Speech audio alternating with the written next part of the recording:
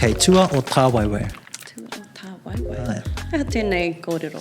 He kōrero mō te tangata, ko te whakapākehātanga pēr o te rerengara, it's like saying they're away with the fairies. Kua rongo au te kōrero kei tua o te kēti. He orite te hanga? He orite te wairua, ko te, e mohana ki tētahi ōrite ki tauna, ko te oa te kēti, out the gate. Oa te kēti. Oa te maka. Oa te maka over the mark. Over the mark. Aye. Could you say it to like an airhead or like someone? An airhead? What's that? It's like someone roro. Like in the clouds, that type of person. Yeah, or airy fairy. Yeah, it's for that type of person. Okay. People that believe in weird conspiracies. Koe pēr tahi tauira pai o tēnei. 5G, flat earthers, te rā momo, we could say. Kei tua o Tāwauwau, koe, koutou rānei. Aye. And you could say it also not in a way that's whakaiti, but just to be like, you silly, airy fairy. Sometimes you're out the gate, my friend.